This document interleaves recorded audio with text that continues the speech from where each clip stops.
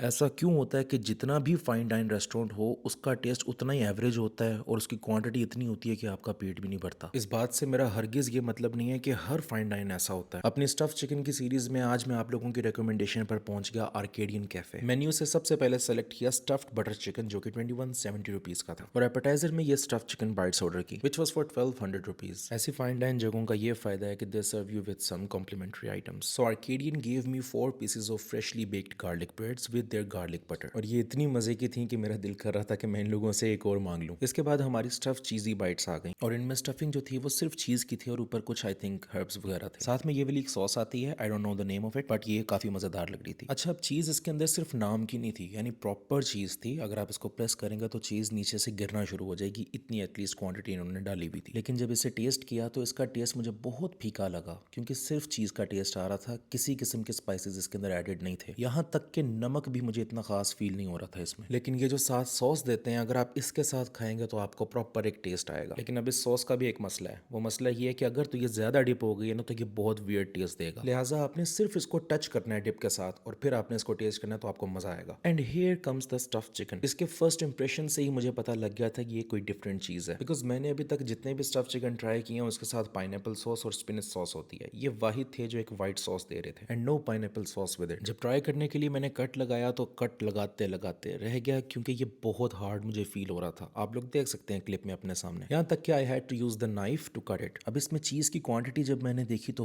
वो बिल्कुल परफेक्ट थी, ना इतनी ज्यादा कि आपको सिर्फ मुंह में चीज ही चीज आ जाए और आपको ओरिजिनल टेस्ट का पता ही ना लगे और ना ही इतनी कम कि आपको चीज फील ही ना हो। जब इसकी बाइट ली ना तो आप यकीन माने इतना मजे का था ये कि मैंने अभी तक जितने भी ट्राई किए हैं उनमें से ये मुझे ज्यादा बेहतर लगा। लेकिन सिर्फ जायके में, क्योंकि इसके अंदर एक मेजर इशू था, वो थी इनकी ये कोटिंग। बेसिकली ये कोटिंग हार्ड थी, अंदर से चिकन तो सॉफ्ट ही था, सिर्फ इस कोटिंग की वजह से चिकन हार्ड फील हो रहा था। लेकिन अगर आप कोटिंग को साइड पे कर दें तो चिकन बहुत सॉफ्ट था। इनके इस व्हाइट सॉस के साथ भी मैंने ट्राई किया। White sauce was also amazing.